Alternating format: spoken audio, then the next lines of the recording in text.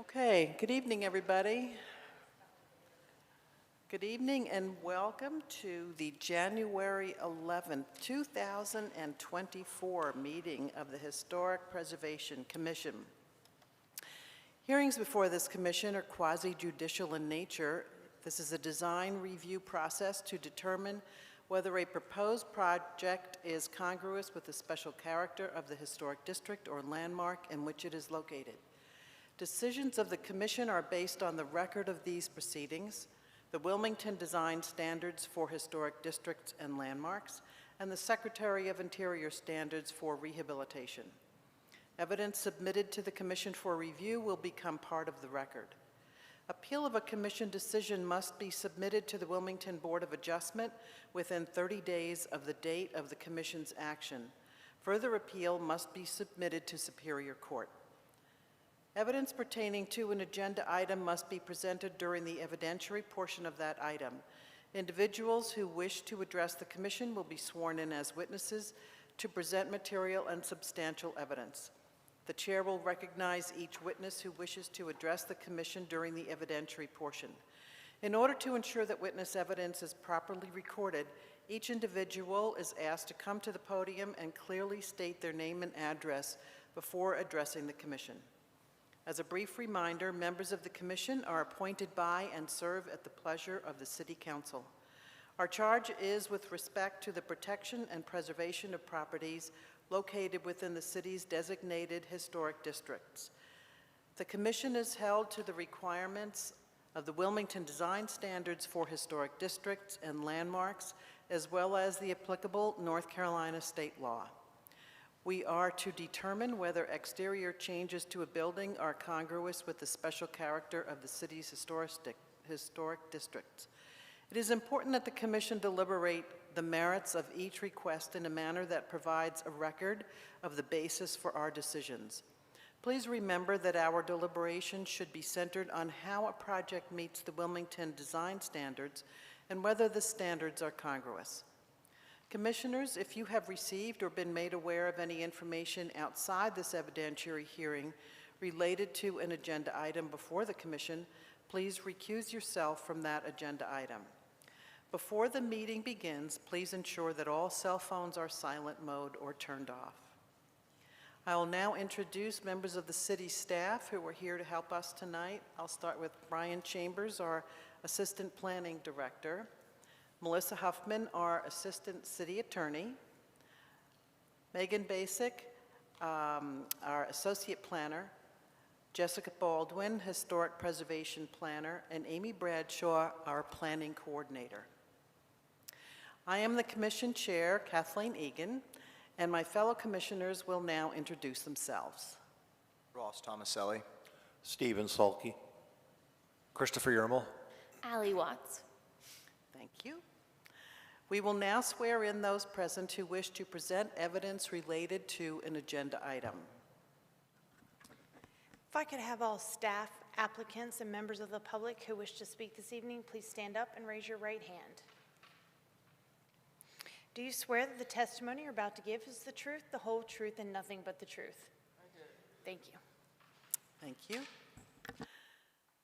We've received a draft of the minutes for the December meeting, and are there any changes or edits?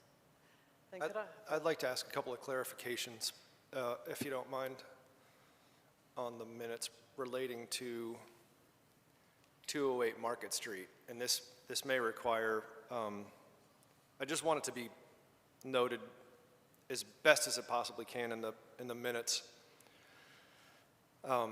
Clarified so that going forward we have these minutes to reflect on and they make a little more sense, because it was the agenda item last month in regards to 208 Market Street went pretty quickly and there wasn't a whole lot for us to rule on because of the nature of the state statutes and whether or not we can deny demolition of a building.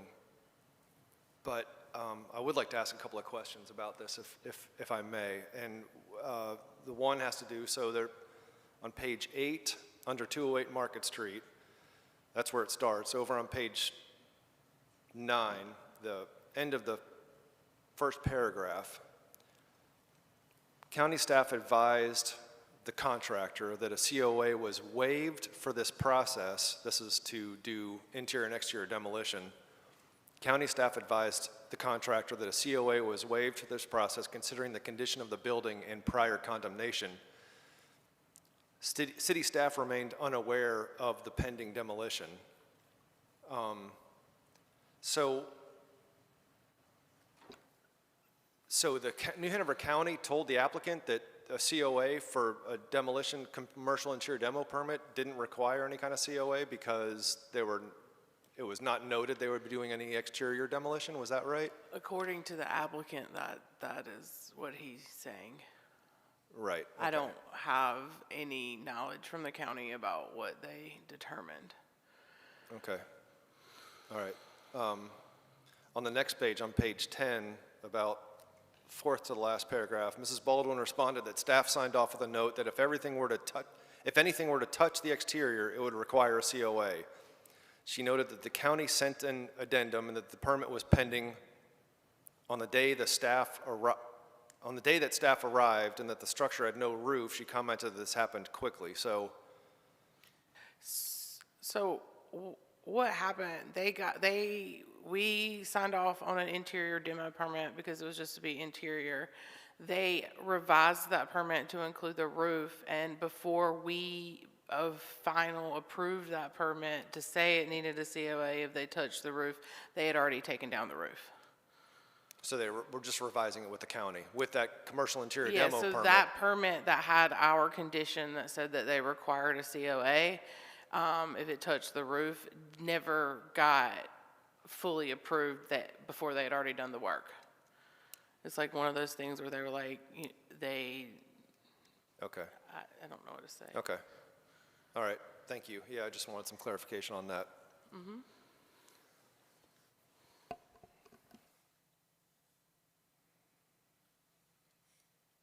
Other than that, minutes look great.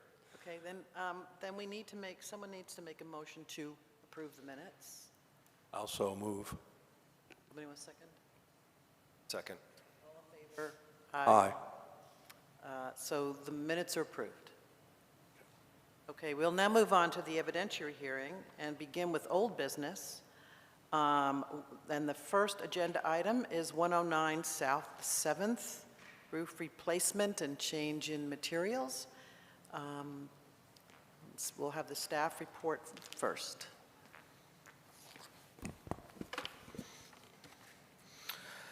The subject property is located on the east side of South 7th Street between Dock and Orange Streets and is a contributing resource to the Historic District residential. All facades in the site are subject to design review within this district. The Penny House, built circa 1888, is a two-story, three-bay-wide, side-passage Italianate-style dwelling.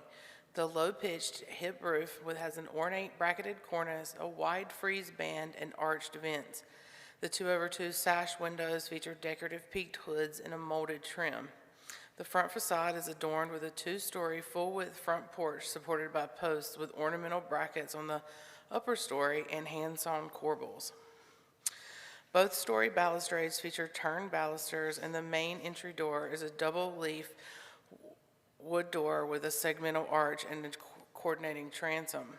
Along the southern side, a three-sided bay projects from the upper story and is supported by an ornate brackets.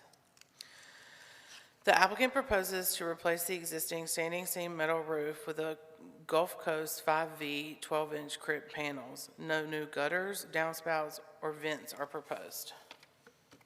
Staff enters tonight's report and presentation into the proceedings.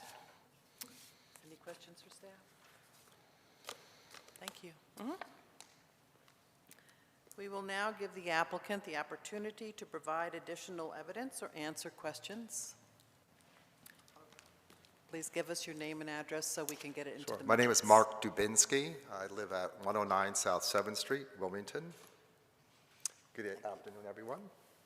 My wife and I are requesting approval to replace our current roof on our home. Currently, it is two composites. One is primarily metal, and then the remainder is asphalt. we're primarily focusing on the metal roof, similar product, and I'll defer the exact type of metal roof from my contractor. My wife and I bought the home in February, March of 2021, and our inspection report clearly documented that roof was in need of replacement.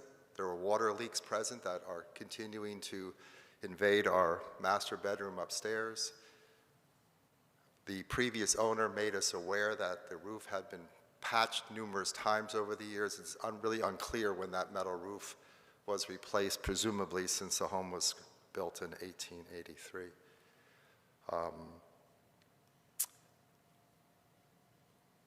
At this point, there's really no choice to patch or seal it, and in order to prevent further water damage to our home, this is our request.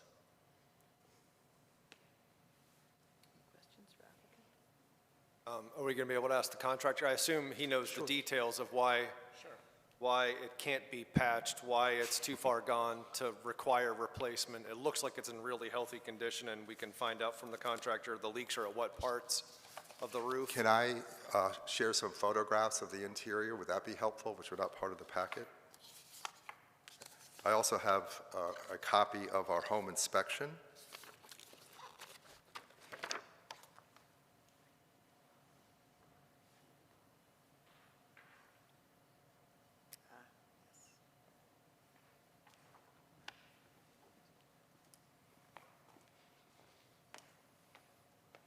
Did the home inspection show photographs of the leaking areas from the interior, from the attic?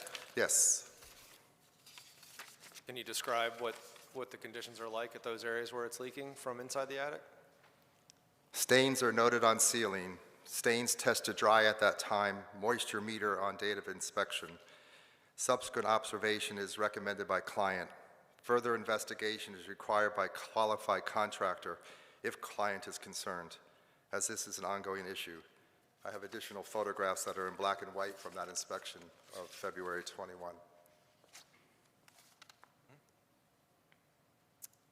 Okay, I think if we could hear from the contractor, that would help. Yes, upon inspection, and there's no telling exactly how old the roof is. Sir, I'm sorry, you're going to need to state your name and address into the mic clearly, please. I'm Stu Graham with Elevate Roofing.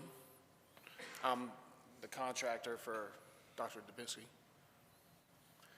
So I'm not sure exactly how old the roof is, but it's been coated more than once. I don't know if y'all have records of when that roof was replaced, but I would guess 30 years plus, and at this point, I mean, if you wanted to go back and coat it again, you're basically just putting a Band-Aid on it. It's not, I mean, it's a temporary repair at this point. It's just been, our recommendation would be to replace the roof if you want to do what's right.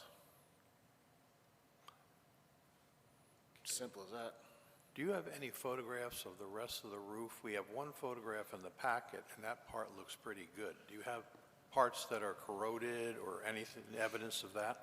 I don't. I sent a satellite image report of satellite images of it, but But no close-up.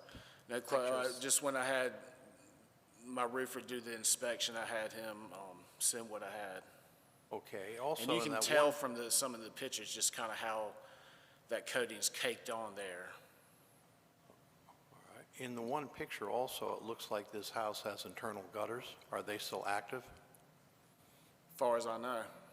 And how do you intend to bring the new metal roof to those gutters? The gutters will remain and that section will remain, and you'll just put the new metal above it? Yeah, we would just remove the existing metal panels that are up there and replace any rotten decking that needs to be replaced, go back over with underlayment and install the new metal panels. Okay. Yeah, I see the house was built in 1888, so this is probably the original roof. Other question? Do you have you walked the roof? Yes. You have? And Do you have any experience with with coatings? Like, Yes, yeah, we do lots of coatings. what kinds of coatings would you, if this could be coated, what coating would you recommend for this roof? If this could be coated, we would do a product, like a silicone product called Metaseal is a product we use. American Weather Star is one of the manufacturers we like to use. It's silicone coating, basically, specific for metal roofing. Basically, you would go in, you coat all the seams, you coat all the fasteners with like a brush grade coating, then you go back with a base coat. You pressure wash everything first, then treat all the seams and everything, go back with a base coat, come back with a final coat. And honestly, I always try to recommend a coating. If a roof can be coated, I always try to recommend that, just to save the customer money. But Yeah. in this case, it looks like it had been coated over and over. There's really no telling what product's up there. And, going back over with a brand new, it'll stop leaks for now, but in the long run, he might have to do it again in 10 years, And the 5V would have exposed fasteners, right? That kind of Probably a, have exposed fasteners. right. And I recommended the 5V, one for, savings. He's doing a lot of work, and I thought it would save on the project overall. And the roof is so high and such a low slope, and it's not visible anywhere. And a lot of the draw of standing seam is, the look of it. People like the way it look. And, when you can't see it, Yeah. then I'd spend the extra money for it. Have you applied silicone coatings, which is a great product? Have you applied silicone coatings to a roof of this type, this age, downtown or in a historic home? Not downtown. Usually it'll be in a commercial application, like a big metal warehouse kind of deal. Occasionally in residential, we hadn't had to do any on downtown Wilmington, but there has been situations where we have had to come in and coat it if it was the right application.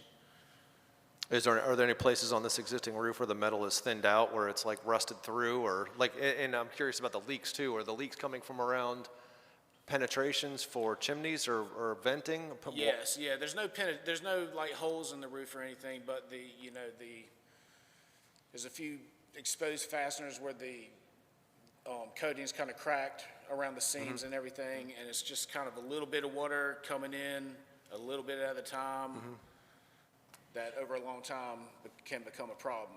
So the Sir, I'm sorry, Vice Chair, I'm going to need you to talk into the microphone. sorry. This is being recorded, and when you don't speak into the microphone, it doesn't get picked up by the video. Okay, I Thanks. apologize. so the penetrations in the roof above where those water stains are that Dr. Dubinsky had showed us were just cracks in the coating and Cracks in the around coating. fastener heads?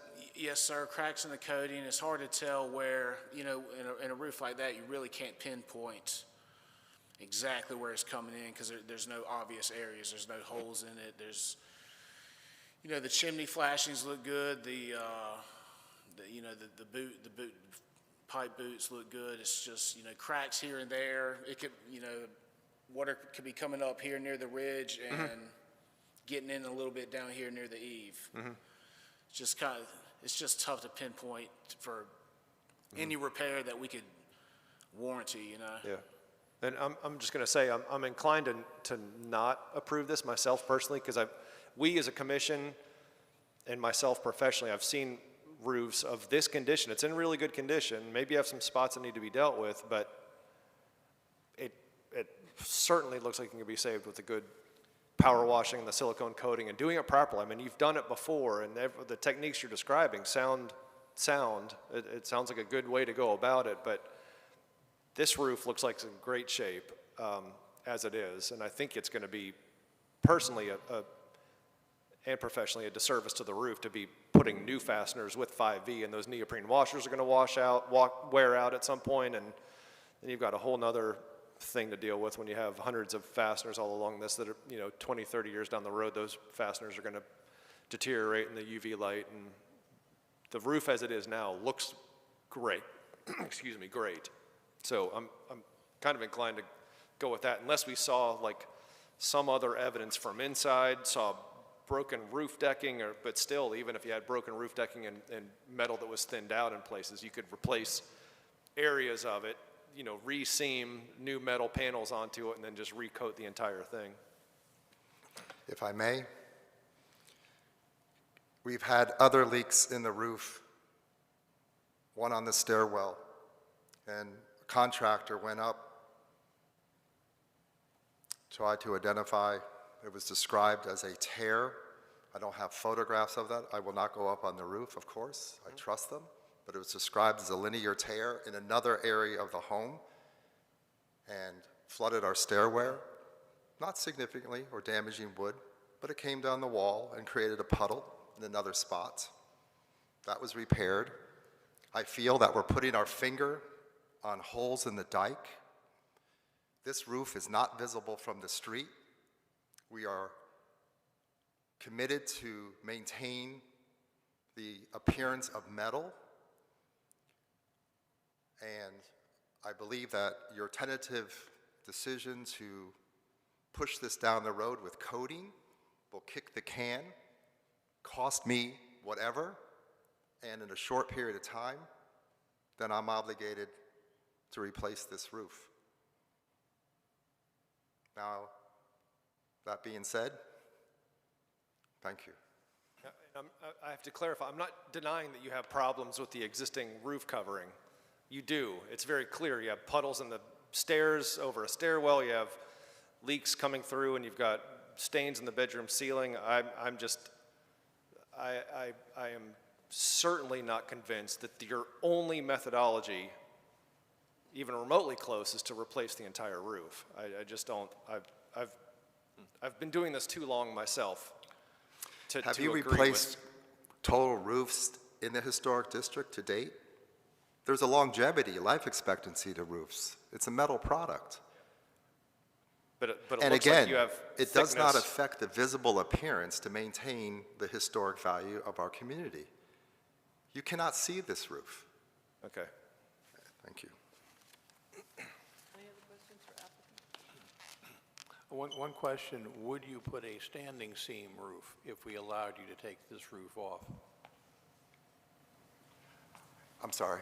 Would you, instead of a 5V roof, would you replace it with standing seam if we did allow you to take this roof off? In my opinion, I would feel more comfortable with replacing the roof, and the answer to the question is, if that would be required of me, I would do that. You would do I would do it. I would Okay. take the extra expense. Okay, thank you. Any other questions for applicant? Okay, thank you. All right, thank you. Thank you. At this point, we will open the evidentiary portion to members of the public. Then we will close the evidentiary portion and move to commissioner deliberation.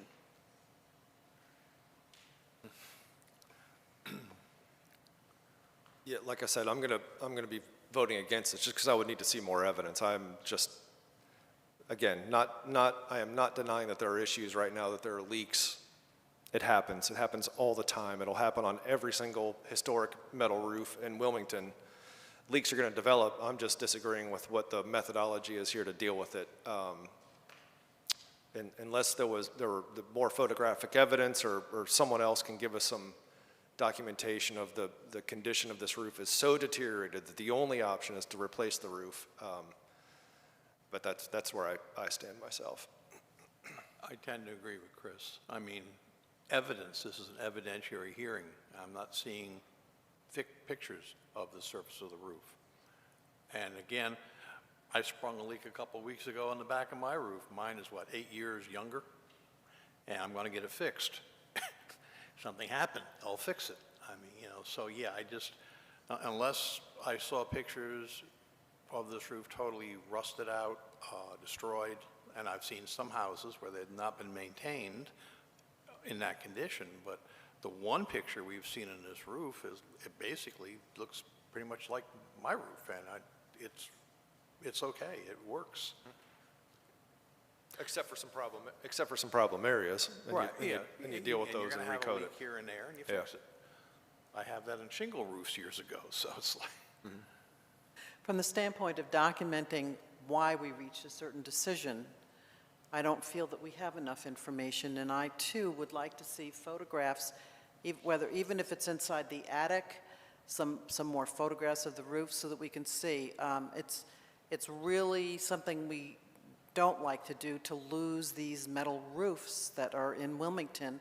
They're disappearing too quickly. A standing seam. At the standing seam. And so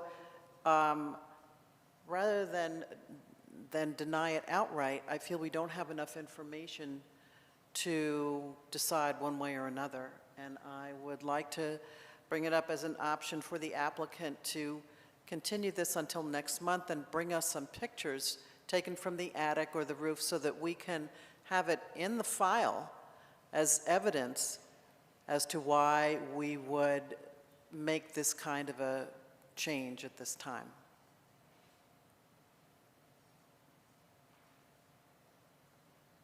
I wonder if the applicant wants to speak to that, if he'd be fine with continuing it, or do we vote on it straight up? Because the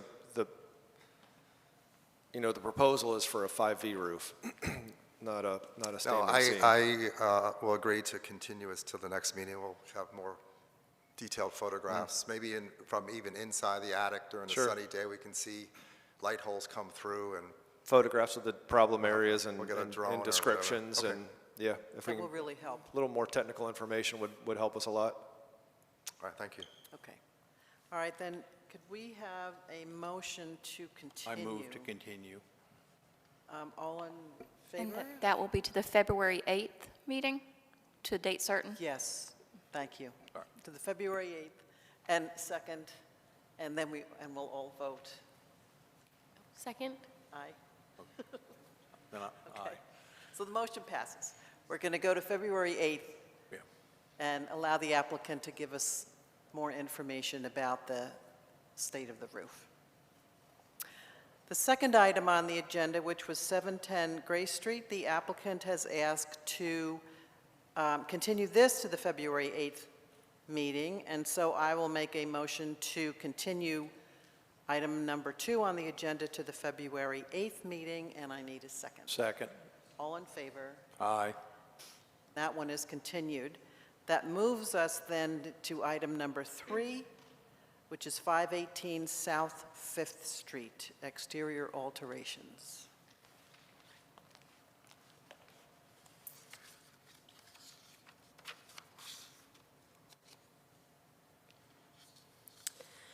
The subject property is located on the west side of South Fifth Avenue between Castle and Church Streets and is a contributing resource in the Historic District residential. All facades and the site are subject to design review in this district.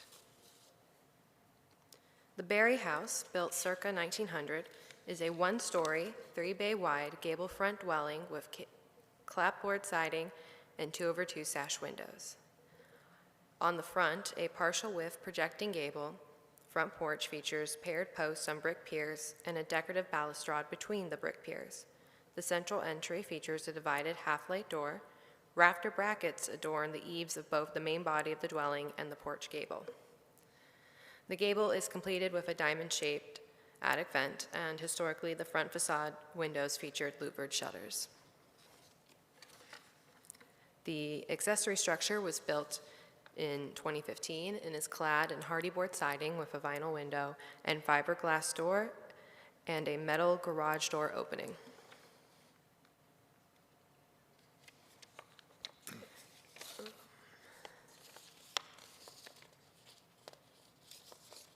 Of course, I'm missing a slide.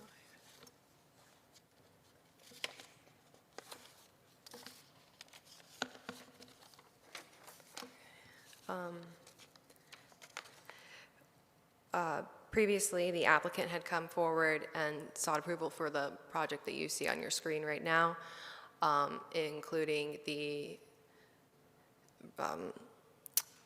infill of the entry door and the change from a garage door to a double door entry, and the inclusion of 4 new window openings, 2 on the north side facade and 2 on the rear facade. Today, the applicant proposes to modify MJW 2411. On the rear west facade, the northernmost window will be 30 inches wide by 48 inches high instead of 34 inches wide by 56 inches high.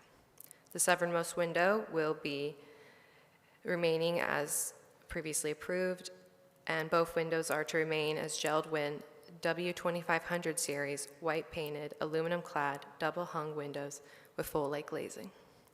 A new set of paired window openings will be constructed on the side south facade. The new windows will also be gelled win W2500 series white painted aluminum clad double hung windows, approximately 30 inches wide by 48 inches high with full lake glazing. All 4 window heads will be approximately 6 feet 6 inches from ground level, and the previously approved new window openings on the north side facade will not be constructed. The applicant also proposes to install utility equipment on the side south facade, including a new stove exhaust fan and a new Duke Energy meter. A HVAC mini split and concrete support pad will be installed adjacent to the rear west facade.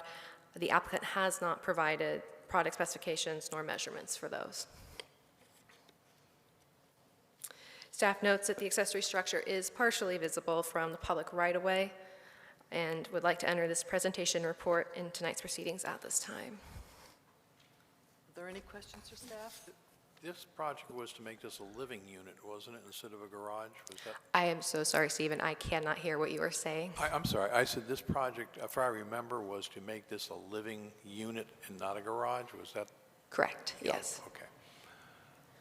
They're not changing what they are trying to change it to. They're just changing sizes Just of windows and locations of things, and configurations. including some Okay. utilities equipment in this.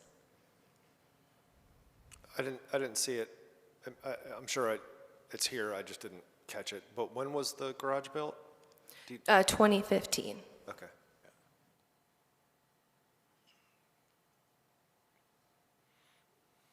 Okay, thank you. Yep. We will now give the applicant the opportunity to provide additional evidence or answer questions.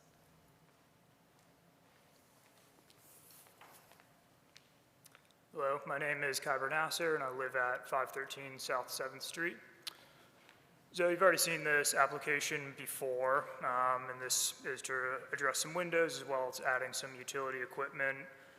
During the original revision, I had spoken to the city planners and the historic Jessica Baldwin and Megan. Regarding that utility equipment, we were going to go through the minor works, but while I was updating the windows, I figured I might as well just put them in here.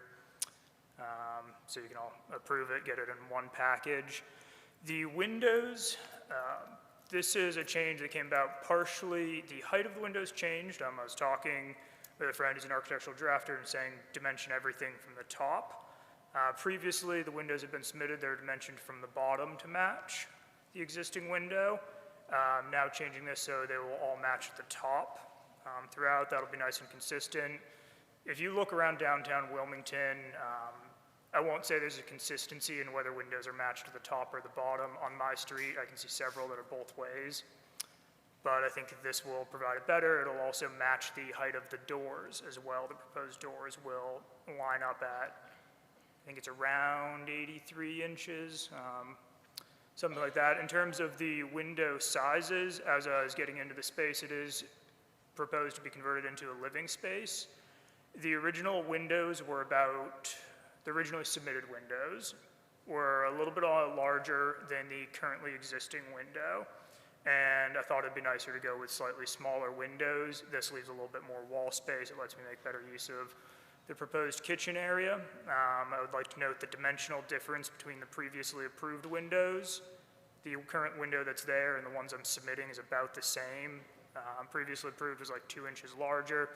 These are 2 inches smaller. I will continue to follow that 2/2 install, so I'll get a piece of wood, paint it white to match and put it in so the 2/2 windows match. I think that's about it. I'd be open to answering any questions if there's any concerns with these changes. I'm sorry, can you say that last part again about the piece of wood creating a 2/2? I didn't catch. Yeah, sorry, I don't know if you recall from the last meeting, the currently installed window is a 2/2. as well as the windows on the main structure. And the carriage doors will also be essentially a 2/2 window. The windows that I am submitting are not 2/2, they're 1/1, because I can't find 2/2 windows, unfortunately. So my intention, so it looks nice and pretty and matches, is to do some modifications, add a piece of wood, paint it white, glue it on there. Like just to the interior of the Yeah, the so glass. that way the visual will match. Also, as a note, the originally approved windows are not readily available anymore. I was looking to purchase them about a week ago to see, just in case this one didn't go through, and I can't get those now. Who is that manufacturer? It's Geldwen, Right. and I've searched on their site, can't really find anything. Maybe if I went through like a local distributor or something, but Home Depot, Lowe's, any readily available place I was looking, I can't find that size window anymore. Yeah, there are a lot of different manufacturers you can go with. I don't think the manufacturer matters a whole lot to us as much as the effect but, whether it's a 1/1 or a 2/2, but, I'd recommend checking with other, not just Lowe's and Home Depot, but there are other like lumber yards, and they have salespeople that deal with all kinds of different window manufacturers, and you can probably find, exactly what you want, get a good quality window from someplace other than one of the box stores or Coastal Window and Door Center or someplace like that. And then the electrical, do you intend to run electrical service underground, or would it be overhead to that new? It'll be underground, so I've already gotten the building permit, begun conversations with Duke. Underground power to a box. That is the location that worked with Duke. They had their field engineer come out on site. We discussed the layout. And that was what works. There's utility lines on the other side. So that's, Yeah, the that's meter good. location that I have to go with.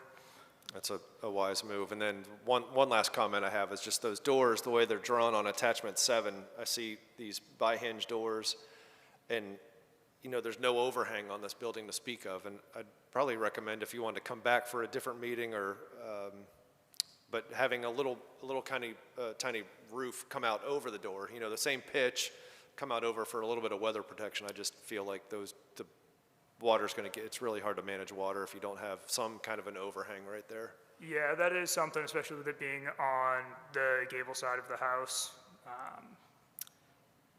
The doors are already approved from the previous meeting, but that is a consideration that if I did want to add an awning, I would have to come back here and get an approval for that. It's noted. Be a pretty easy add, I'm sure. Yeah. Any other questions for applicant? Thank you. All righty. We'll open the evidentiary portion to members of the public.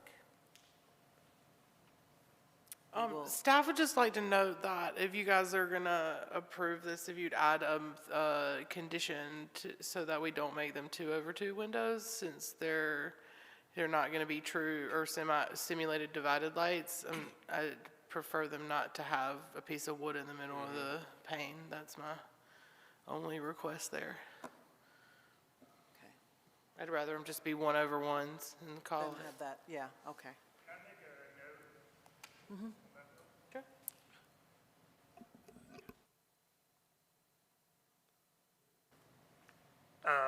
The reason I added that is during the last meeting, when I submitted those windows, that was something that I mentioned. I am a fairly experienced woodworker, do a lot of experience in, renovations. I think it's something that I can make look good and match, but if it's the request of the historic committee to not add that, then it's totally fine by me. It's less work.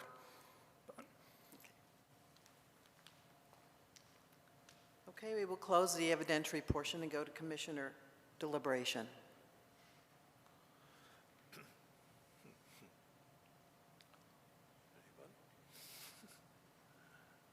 Comments, questions? Seems reasonable. Yeah. Okay, then if somebody could read a motion. but we Chairperson wanna- Egan, if you could speak into the mic. Oh, I'm sorry. Thank you.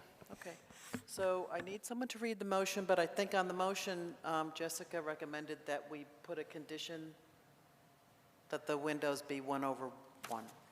I move to approve with conditions, the exterior alterations to the rear accessory structure, details as shown on the drawings, plans, photographs, submittals, and narratives. Wait, can I, wait, oh, sorry, Chris. Yeah. What about an eyebrow over the doors? Oh. Can we say something about that too? That kind of give him permission? I don't know if he he's willing wants to take do it? that on, though. I don't We know can if- approve that at staff level. That won't require another trip to commission. I'd be Right. fine with that if They you could would. approve that. They can- You okay. can add a condition if you want to, if we want to be super clear, but I feel that that's something that we can do at staff level without a problem. I don't want to have to run back here just for that. Yes, Oh, okay. agreed. Sorry. That makes sense, thank you. A narrative statement contained in this application that some supplemental materials and statements made at this meeting are part of this request unless noted otherwise. This motion is based on the evidence presented before us, the application submittals, testimony, staff reports, including the findings of fact. Following conditions shall be applied to ensure compliance with the design standards, those set forth in the staff report, 1 through 6, but was one of those that, well, anyways, but that the windows shall remain 1/1, as well as the ability of the applicant to work with staff at a bypass level to install a little roof over the doors for improved moisture protection of the door. The proposed request with conditions does comply with Wilmington design standards for historic district landmarks and is compatible with the materials, features, design, context, and character of the historic building and the historic district in which it is located, and is congruous with the site, streetscape, and historic aspects of the historic district residential as a whole. Applicable design standards 1.6, standards 1 through 5 and 9, 2.4, standard 1, 2.5, standards 1, 2, 4, and 5, 3.2, standards 5 and 13, 3.5, standards 3 and 4, and 3.6 porches, 3.6 standards 1 through 3. Do I have a second? Second. All in favor? Aye. Aye. Opposed? Motion carries. That closes the new business on the agenda. And so on the next one down on the agenda is, do we have any items from any members of the commission, any commissioners? Yes. If you'd oblige me, going back to 208 Market Street, because we have folks here involved in policy and legal matters with the city and things like that, I just wanted to, I think we've all had a lot of time to process the meeting and what's going on at that property at 208 Market Street, and I think there's thoughts by some in the community that work, getting the commercial interior demo permit and exceeding the scope of the demo permit was done purposefully in order to have a good reason to actually demolish the entire structure, and I'm about 100% confident that that was not the case. Like, I've been working on a building immediately next door to that for about 1.5 years, and I know a lot about how things were transpiring with that project and what was going on. I don't feel like it was something where it was done intentionally, because people could have easily been killed. There could have been a whole lot of collateral damage, and the deaths could have been either by the workers that were performing the demolition and people working next door.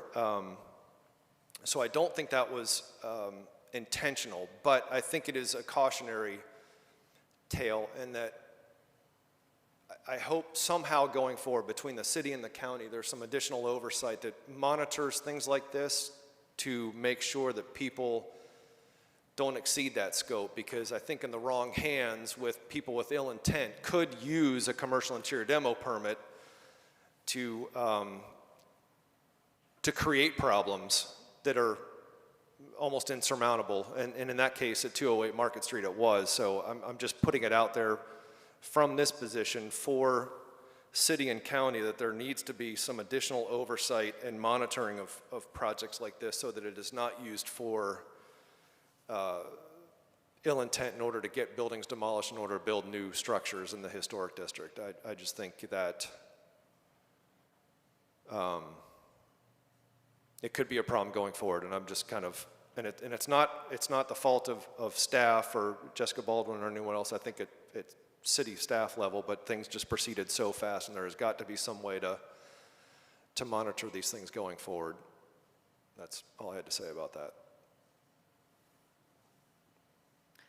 Is there any recommendation from staff? Should we make a recommendation to the city regarding this incident and the caution we feel is necessary in the future? That I can't speak to exactly, but I can say that myself and our department has had several conversations about ways that we can be more proactive to work with the county, as well as conversations directly with the county about how they can be more proactive of working with us in these kinds of situations, and how to set up more strategic inspections of properties that have this type of work that come through. So we're trying to figure that out now and come up with the best plan for standard of practice kind of thing. Is that something maybe in a meeting or two going forward we could hear more about that? What some of those outcomes of those discussions look like, and Sure. how this may go about happening? Sure. From someone that currently has several commercial interior demo permits open. Yeah, I use understand. them all the time. Yeah, I would be happy to put something together for you guys. I think that would be helpful. Okay. Okay, are there any items from staff? Do you want? Yes, I just wanted to touch base. I know that we have been talking about design standards for what feels like forever now. My intention, we had some delays with the consultants, and that is wrapping up now. I am going to be asking you guys to vote on it on February 8th. You will receive copies in advance, as well as I will have them posted on the internet in advance. We are also sending out postcards to inform the public, so if they want to be at the February 8th meeting to bring up any issues that they have concerns, they'll be able to do that. I'll also be providing you guys with a memo about some clear, so you have a clear understanding of kind of what are like the real changes within it, not just visual changes. And then its intention is to go to council, the first council meeting in March. So just so everyone is up to date. Okay. Do you have any indication yet of how many applicants will be at the February meeting? We've already continued 2, and I expect that the discussion about the standards may take a while. I just want to be able to prepare for February. Yes, ma'am. I believe that there's 2, I believe. I would want to double check that. I'm not sure, but I think that there's 2 right now, and the deadline's already passed, so there will not be any more. Okay. Okay. Any other items of business? Yes, actually. Oh, Yeah, yes. so last month, we had the applicant for 710 Grace, and she alluded that a home, remember, she was requesting all the siding to be removed, the whole enchilada. Yeah, I remember. Oh, yeah. Well, anyway, she alluded to a home that all the siding had been removed.